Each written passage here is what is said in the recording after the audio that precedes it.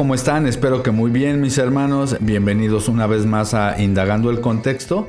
Bueno, como siempre digo, este canal no pertenece a ninguna denominación religiosa. Tampoco promovemos ningún partido político, ni mucho menos. Solo soy un estudiante más de Biblia hebrea del Nuevo Testamento. Y bueno, exponemos temas, hacemos exégesis y al final cada quien que saque sus propias conclusiones. Bueno, dicho esto, mis hermanos, vamos a tocar el famosísimo tema del ojo por ojo. En el mundo occidental y en el mundo incluso religioso, se tiene una errada percepción de lo que es el ojo por ojo. Es decir, si nosotros vamos, por ejemplo, a Google, como pueden ver en pantalla, si vamos a investigar qué es lo que significa la frase ojo por ojo, lo primero que nos va a salir es que es algo que tiene que ver con vengarse. Es decir, por ejemplo, si tú le haces daño a alguien, bueno, también se le tiene que hacer daño a la persona. Sin embargo, bíblicamente, porque bueno, esta frase viene de la escritura, es verdad que, por ejemplo, también en la antigua Babilonia, cuando fue rey de Babilonia Hammurabi, en el código de Hammurabi, también bueno, se ha encontrado este concepto del ojo por ojo, que es básicamente un concepto de justicia para que alguien no se aproveche de la otra persona.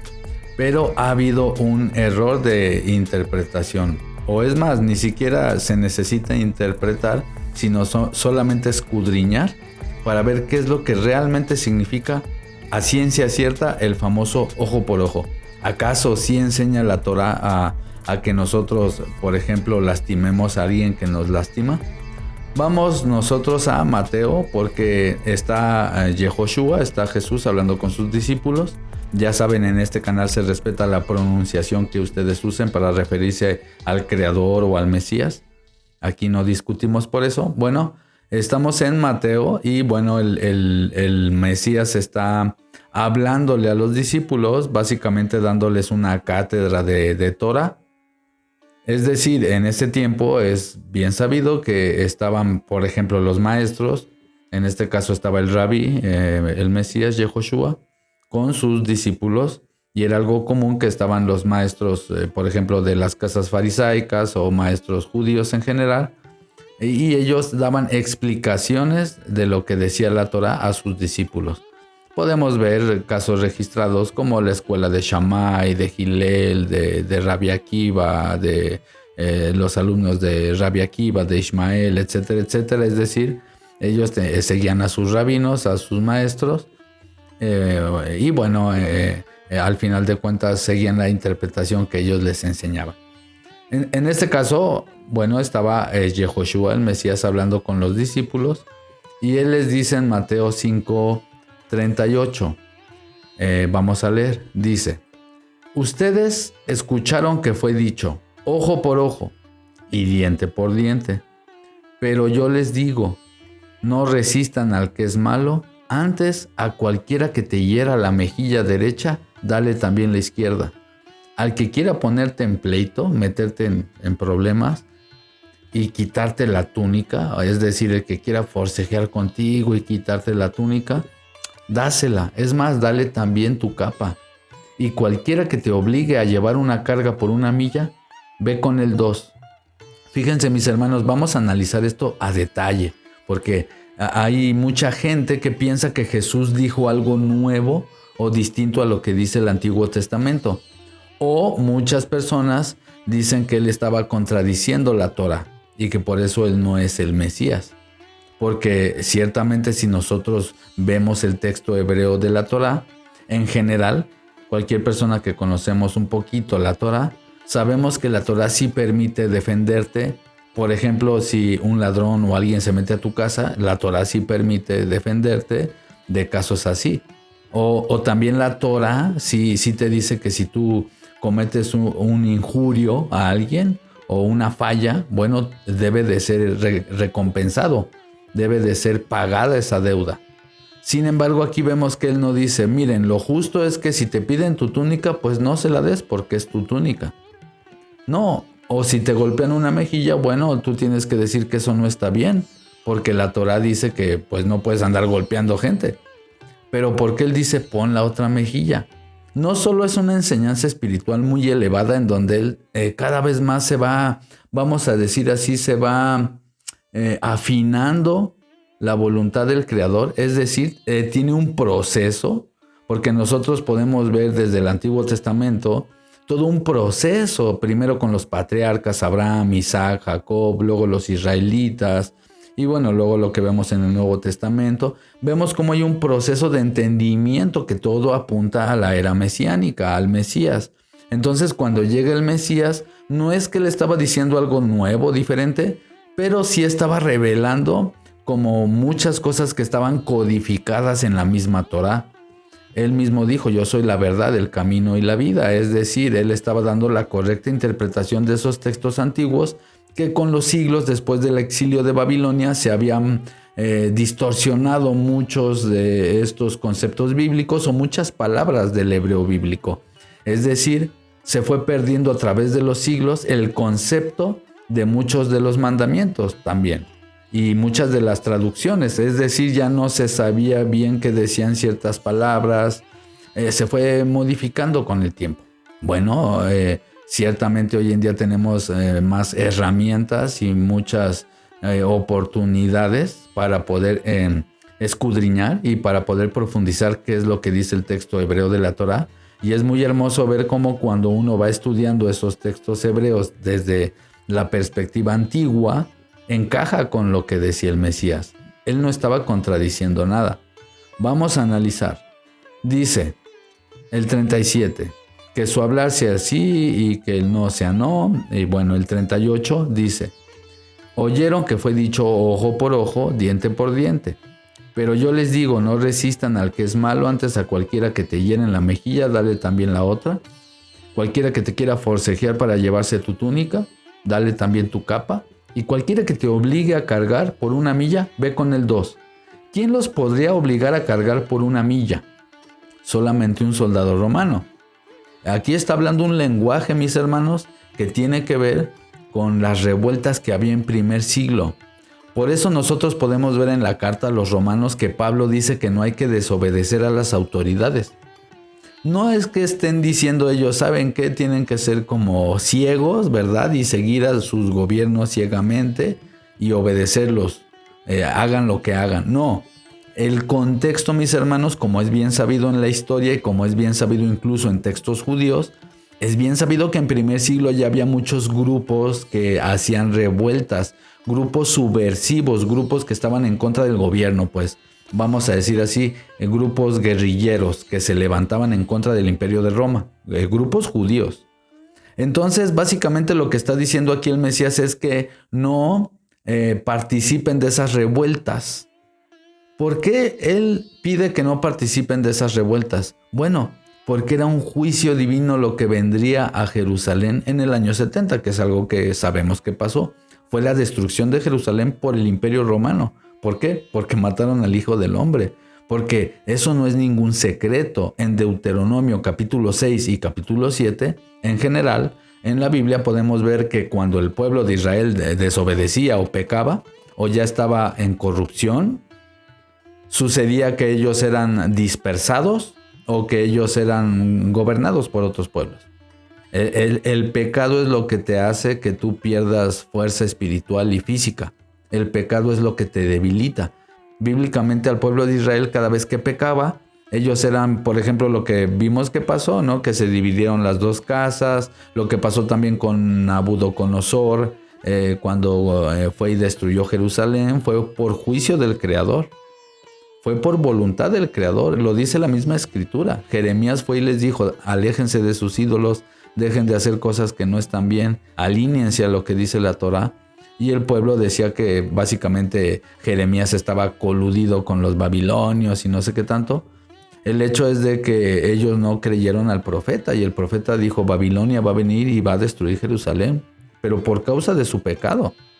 Esa es voluntad divina. Lo mismo pasó en el siglo I, hermanos.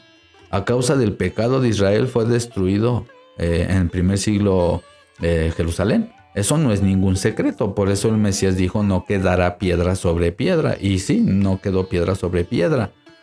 El muro que se conoce hoy en Jerusalén en realidad es el muro de Herodes. Eso no es ningún secreto también.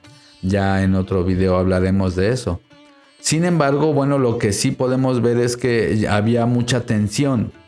Vemos también eso en las cartas del apóstol Pablo, lo vemos en general en la carta a los hebreos. ¿Por qué? Porque obviamente eran años tensos porque había revueltas porque no estaban muchos judíos de acuerdo con que se habían sometido al imperio romano, incluso los sacerdotes. Eso lo podemos ver, hermanos. De hecho, tuvieron que pedirle permiso a Poncio Pilatos para poder crucificar o para poder llevar al madero al Mesías. Ellos, los judíos, tuvieron que ir, algunos de las casas farisaicas y saduceos y la gente de ahí del imperio religioso, por decir así, tenían que ir y pedir permiso, por ejemplo, en este caso a Poncio Pilatos para poder llevar a cabo su juicio. No podían hacer nada sin que el imperio de Roma lo autorizara o no. Y eso es muy interesante porque podemos ver incluso sectas religiosas como por ejemplo los esenios o otros judíos que no estaban de acuerdo, incluso fariseos que no estaban de acuerdo con lo que estaban haciendo los saduceos en el templo.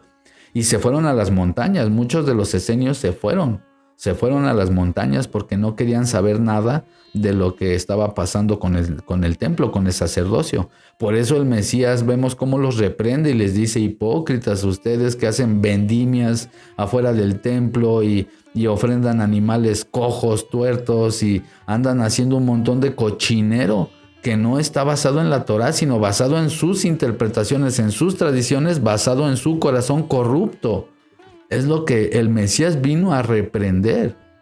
No estaba diciendo él nada nuevo, ni estaba en contra de la Torá o del judaísmo, no. Él estaba en contra de un grupo religioso judío, sectario, fanático, que aparte se había doblegado al imperio romano. Entonces, no solo eso, matan al Hijo del Hombre, al enviado de Elohim. Obviamente sabemos que esto tenía un propósito, pero podemos entender que obviamente no se iba a quedar sin juicio esa generación. Por eso podemos ver que fue destruido Jerusalén. Entonces, por eso el Mesías a sus discípulos, a los que creen en él, les dice: no se defiendan. No porque la Torá no permita defenderse, no por eso, sino porque era un juicio del Creador, del Altísimo. Era un juicio que vendría a Jerusalén. Y el Mesías vino a decirles: ¿saben qué? Ustedes no sean partícipes de esas revueltas que están sucediendo. Eso, repito, también lo podemos ver con Pablo. Él mismo dice: sométanse a las autoridades. ¿Por qué? Porque había muchas revueltas, no porque él dijera que hay que doblegarnos ante un sistema corrupto. No, el contexto es ese, hermanos. El contexto es que había muchas revueltas, muchas guerrillas, muchos problemas armados, muchos grupos armados que querían imponerse ante el imperio de Roma. Entonces, ¿qué pasa? El Mesías aquí en Mateo 5:38 les está diciendo: ustedes escucharon esto.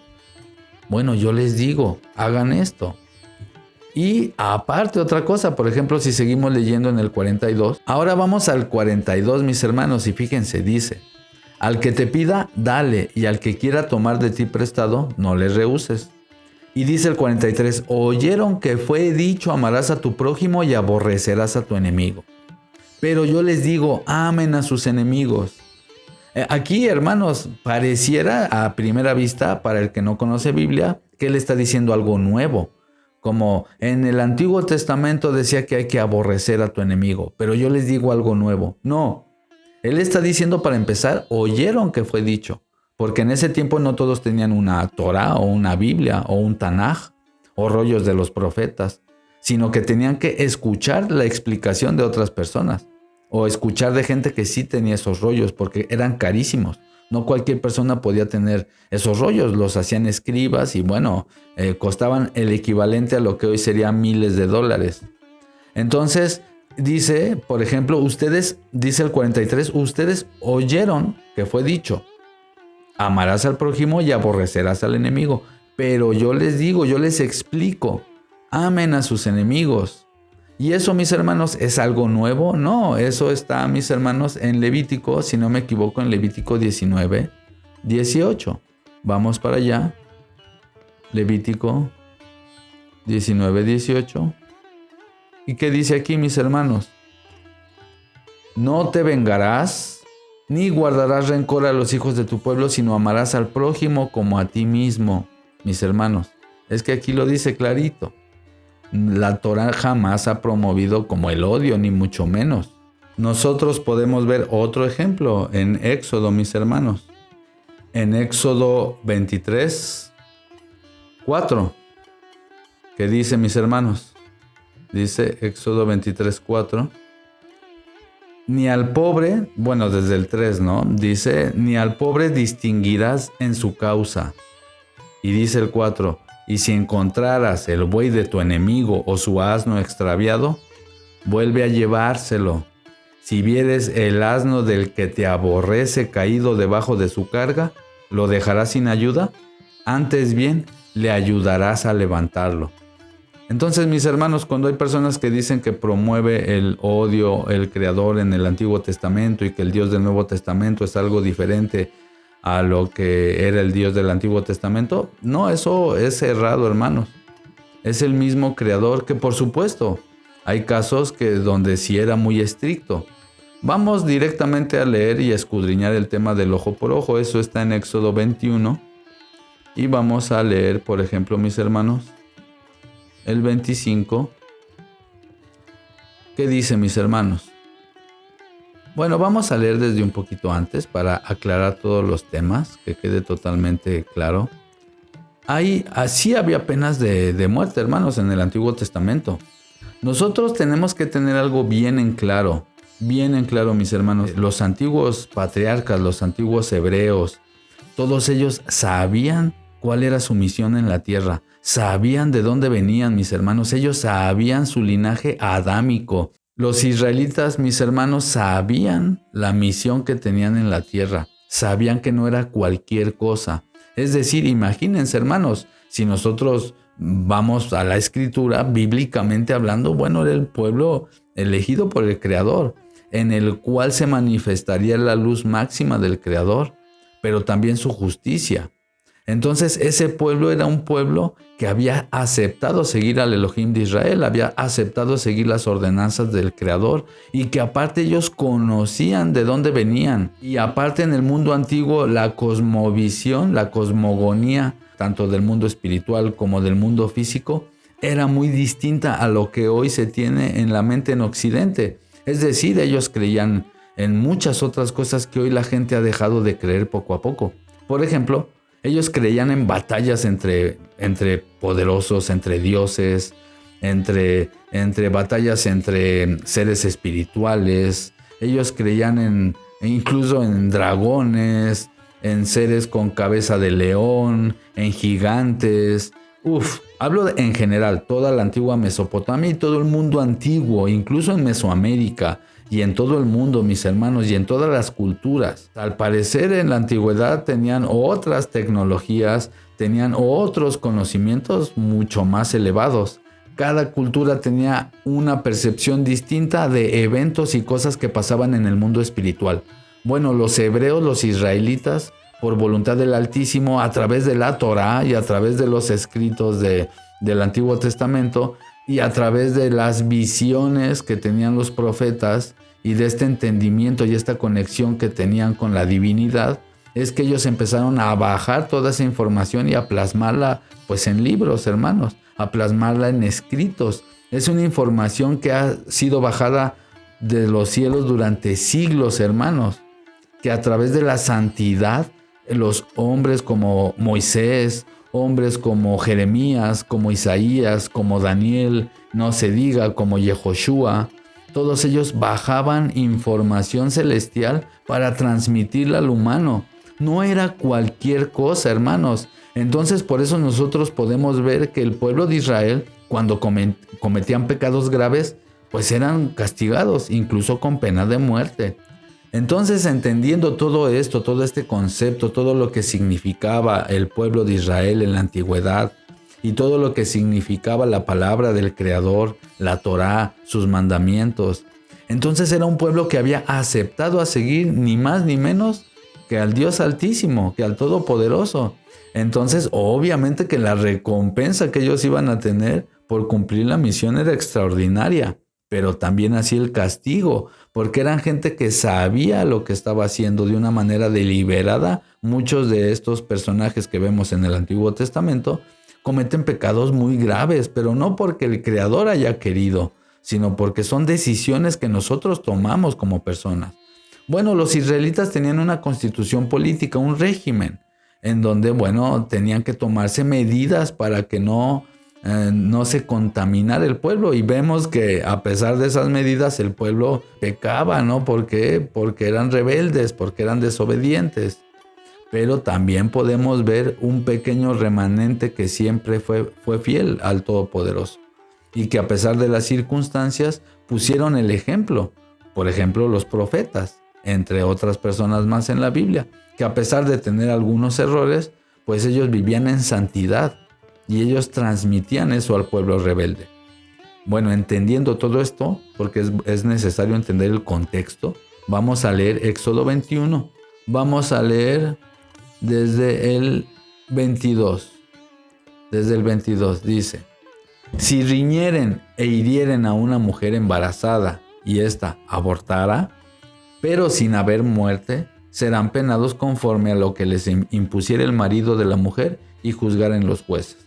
Es decir, si había una riña, imagínense ahí entre dos personas y por algo la mujer se pone en medio o algo, qué sé yo, y le pegan, o a la mujer un hombre le pega o algo así pasa, y el bebé sobrevive, o sea que todo bien, no tuvo daño el bebé de muerte ni nada, bueno, va a tener que pagar una fuerte indemnización, obviamente. Pero en el caso de que el bebé muriera, esa persona era llevada a pena de muerte. Entonces, sí, es duro, por supuesto que es duro, pero eran partes de las reglas porque ellos habían aceptado seguir al Dios de Israel. Y a ver, era la muerte de un niño. Obviamente nosotros a través de toda la escritura podemos ver cómo prima la misericordia. Y la Torá no está diciendo que, por ejemplo, tú tengas que vengarte, ni mucho menos. Lo que sí es verdad es que había personas que tenían que ser arrancadas de raíz, porque si no, mis hermanos, se iba a infectar el pueblo, por decir así, y esa promesa de que vendría un Mesías Salvador nunca se iba a completar, nunca se iba a cumplir. Entonces es muy interesante que aquí vemos eso, vemos que, bueno, se cuidaba la vida del niño. Entonces la gente ya la pensaba 2 veces para pelearse, la gente la pensaba 2 veces para robar, la pensaba 2 veces para adulterar. Entonces, ese era el propósito de este sistema judicial, si se quiere decir así, o de este sistema de justicia. Entonces, bueno, seguimos leyendo. Aquí dice el 22, que si alguien la riñe y ésta abortare, pero no hay muerte, serán penados conforme a lo que se les impusiere, con los jueces, el marido, etc. Mas, si hubiera muerte, dice el 23, pagarás nefesh por nefesh. Ahí sí dice vida por vida. Entonces, aquí se puede un poco malinterpretar. Alguien puede decir, ya ves, sí se refiere a que ojo por ojo significa quitarle la vida a alguien. No, sino que en este caso, pues la vida no se puede comprar. O sea, la vida es muy valiosa, entonces se tenía que pagar vida con vida. Porque cualquier otra cosa, pues puedes restituirla. Ciertamente no puedes comprar una mano, ¿verdad? Pero puedes vivir sin una mano. Puede darse una fuerte indemnización si a alguien se le corta una mano. Sin embargo, si se le quita la vida, ya no hay dinero que valga. Por eso tenía que ser vida por vida. Era el único caso, en el caso de que se le quitara la vida a alguien más. Y dice el 25, quemadura por quemadura, herida por herida, golpe por golpe. Así, si alguno hiriere el ojo de su siervo, atención aquí, o el ojo de su sierva, y lo dañara, le dará libertad por razón de su ojo. Fíjense, mis hermanos, aquí no está diciendo que si le sacas el ojo o algo, entonces también se le saca el ojo a la otra persona. No, sino que si se hiere un ojo o si se daña a un diente, se le deja en libertad. ¿Por qué dejar en libertad? Recordemos que lastimosamente Mucha gente en la misma Torá dice que a causa del pecado, lastimosamente mucha gente caía pues en unas malas vidas, ¿verdad? En donde después acababan teniendo deudas o acababan, básicamente teniendo deudas, por ejemplo, o haciendo cosas que no eran correctas. Muchas veces, muchos de ellos, no digo que todos, pero muchos de estos sirvientes eran personas que debían dinero. Entonces la manera en que tú podías saldar tu deuda como siervo, pues es trabajando. Como hoy en día, no todos trabajamos al final de cuentas. Bueno, en la antigüedad también tenían siervos, ¿no? Había israelitas que tenían siervos, no todos, pero los que tenían, bueno, hay indemnizaciones como en la actualidad. Es decir, si tú tienes un siervo y le haces un daño, le tenías que dejar en libertad. Es decir, la deuda que tenía contigo ya no la tenía. Y aparte tenías que indemnizarlo, tenías que curarlo. Entonces aquí podemos ver básicamente un sistema judicial antiguo de hace miles de años, en donde básicamente si lastimabas a un empleado, por decir así, le perdonabas la deuda o lo dejabas en libertad, ya no era tu empleado. Ya habías saldado la deuda porque le hiciste daño. Aquí dice, si le hicieras saltar un diente, dice el 27, a tu siervo o a tu sierva, por su diente le dejarás ir libre. Entonces se le salda la deuda. Ese es el contexto del ojo por ojo.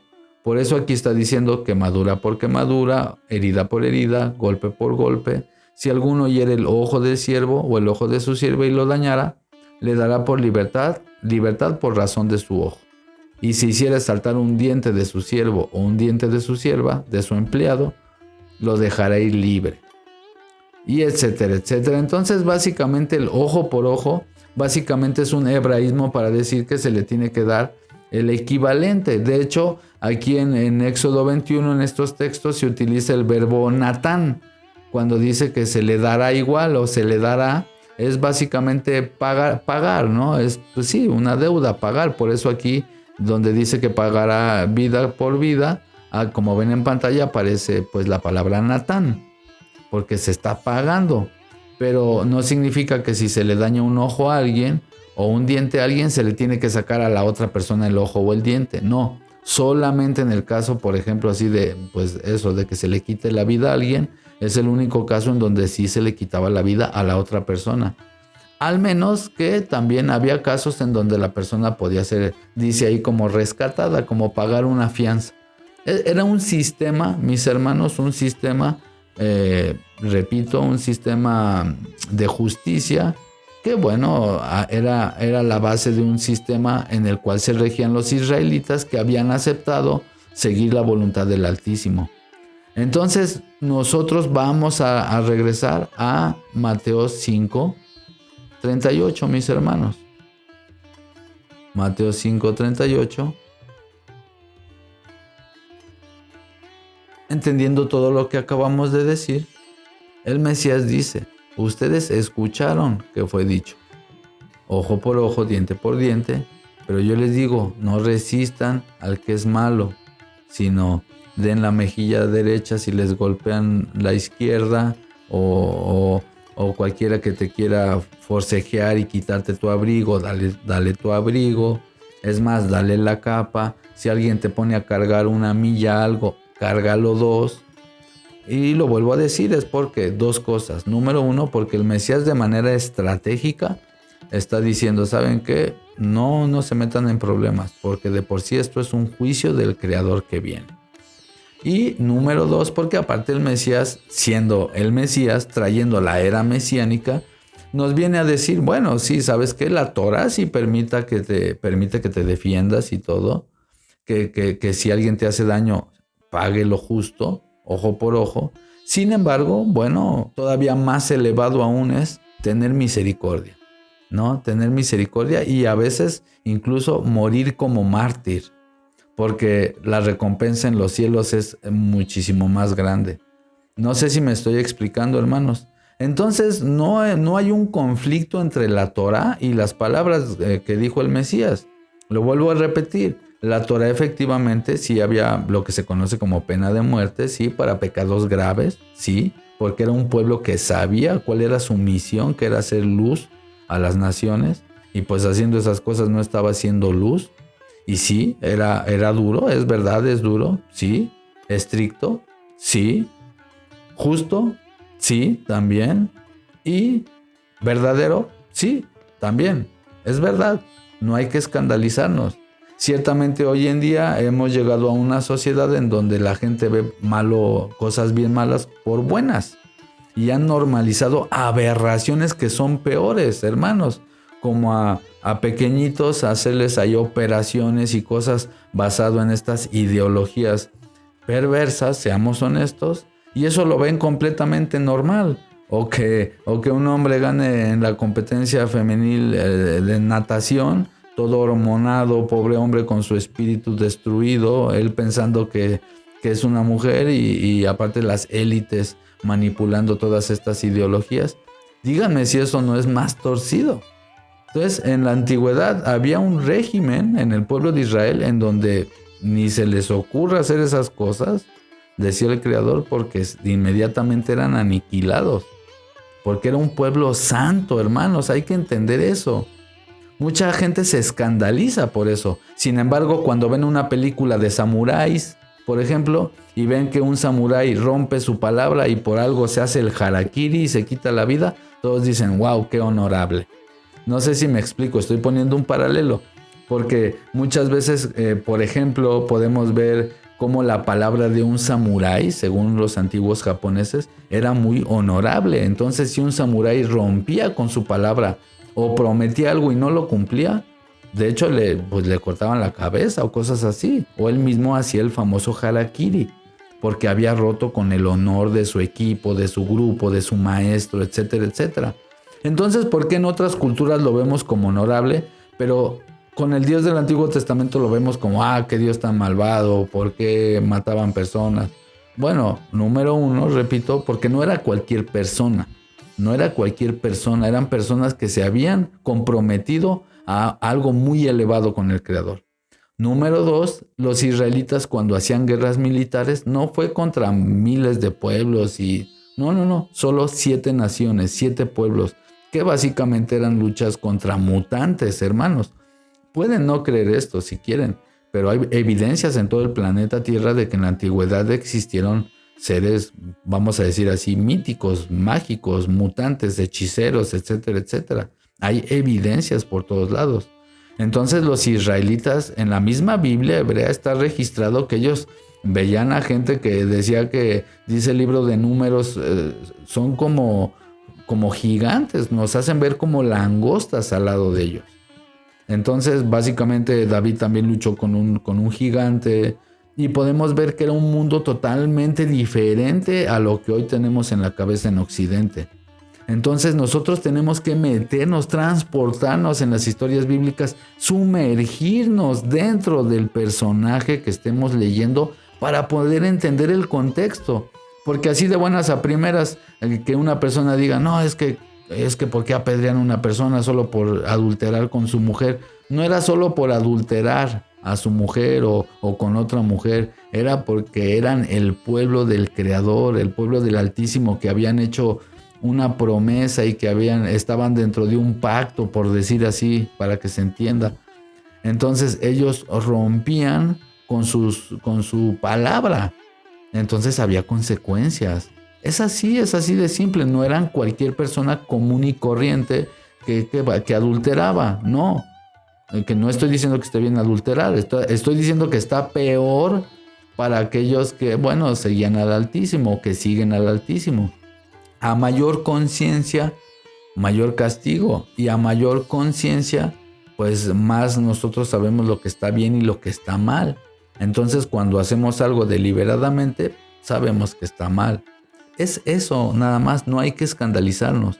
Jesús no vino a enseñar, Yehoshua no vino a enseñar otro Dios distinto, lleno de amor, y del Antiguo Testamento era muy malvado. No, me gustaría ir aclarando eso, y voy a hacer más videos al respecto para que nosotros entendamos lo que dice la Biblia, porque fue el mismo Yahvé que le hizo la promesa a Abraham de que en sus semillas serían benditas todas las familias de la tierra.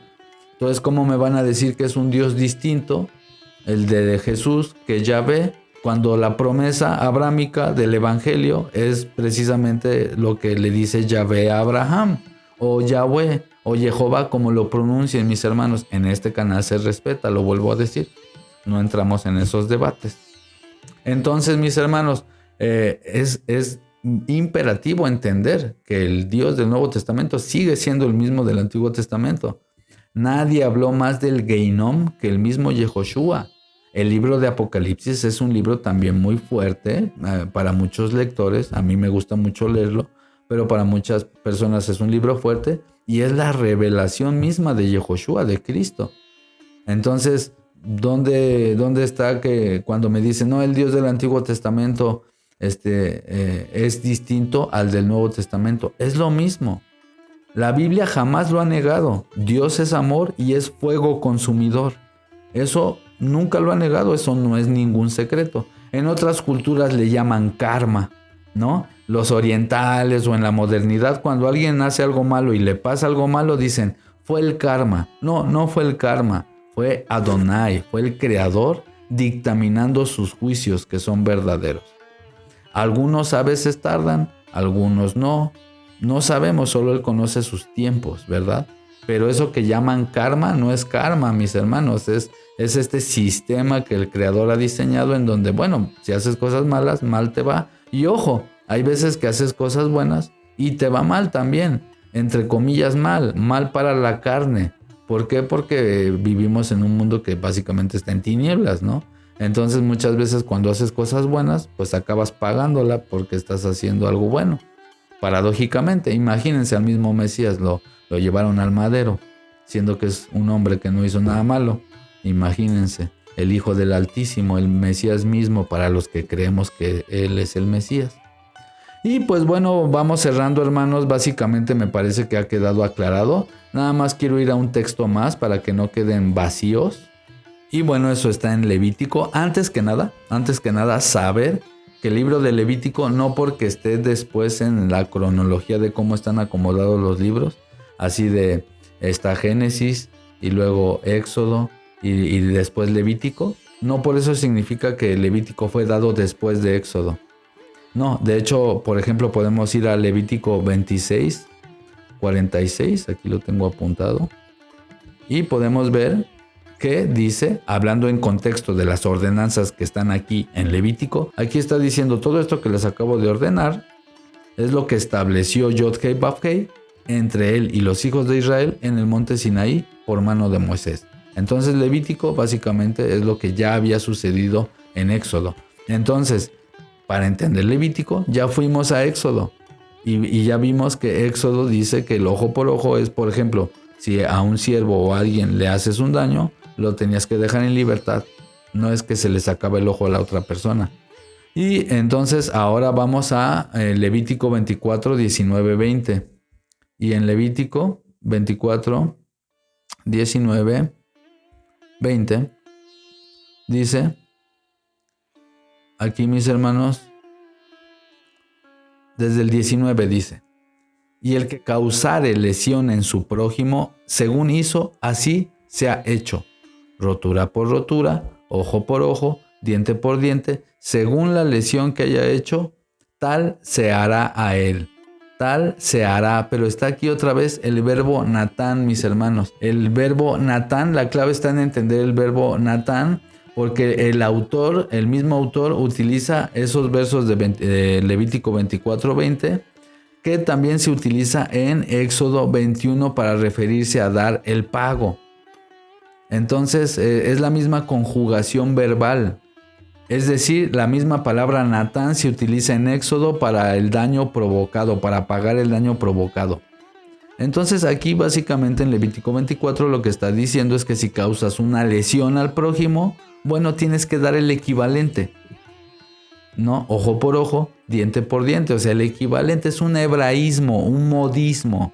No significa que literalmente se andaban sacando los ojos y cortando las manos ni nada por el estilo. Pero si era nada más un daño, tenía que restituirlo. Y otra cosa son las ordenanzas, porque alguien puede decir, oye, pero se supone que no podemos matar, pero el Creador mandaba matar pueblos. Sí, lo vuelvo a repetir, 7 pueblos que básicamente eran mutantes y fueron básicamente órdenes militares, para que se entienda. Una cosa es una orden militar y una cosa es que el pueblo pudiera hacer lo que se le pegara en gana. No, así como por decir en su país, hermanos. Por ejemplo, si alguien va a la guerra, tú no tienes permiso de salir y matar a cualquier persona, pero el militar sí. Y eso no significa que esté permitido que tú mates. Claro que no, pero el militar sí puede hacerlo, porque el militar pues es eso, un militar. Entonces, por ejemplo, en las guerras que vemos de Josué o de Moisés o de otros personajes bíblicos o del rey David, eran guerras militares. Entonces sí, básicamente hay que entender eso y hay que entender que era una guerra básicamente entre simientes, entre la simiente del mal y la simiente del bien, y que tenía que ver con temas espirituales también. No nada más eran guerras por territorios, sino guerras espirituales. Por eso en el Nuevo Testamento ya se revela algo totalmente espiritual.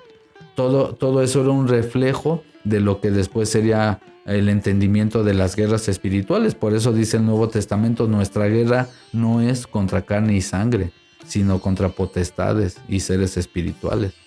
Se revela que realmente quienes están detrás de todos estos movimientos, tanto políticos como religiosos, etcétera, etcétera, a través de los siglos, bueno, han sido entidades espirituales. Entonces es muy importante entender estas diferencias entre lo que era el antiguo Israel y lo que después se llega a entender a la luz del Mesías en el Nuevo Testamento.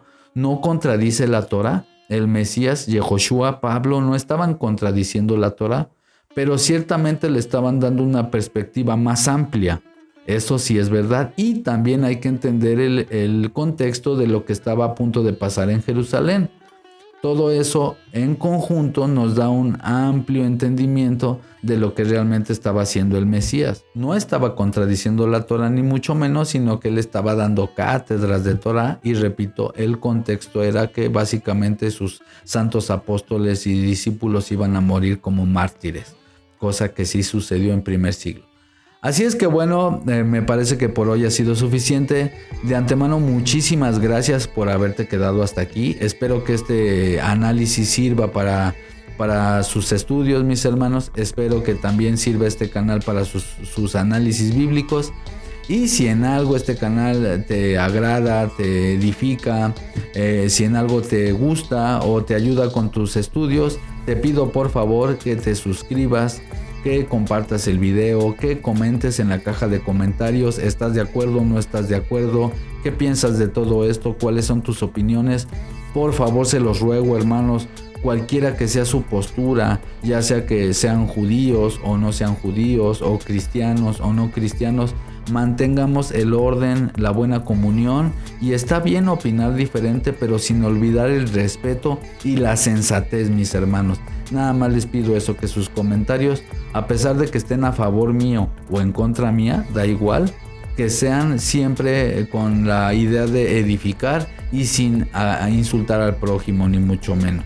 Afortunadamente, gracias al Eterno, la mayoría de ustedes han sido muy amables, pero de repente hay uno que otro despistado ahí que no controla sus emociones. Yo solo les recuerdo eso, mis hermanos: comentar, opinar, pero siempre desde la educación y el respeto. Así es que bueno, mis hermanos, sin más yo me despido. Si el Creador lo permite, nos estaremos viendo en un próximo video. Hasta la próxima. Chao, chao, bendiciones.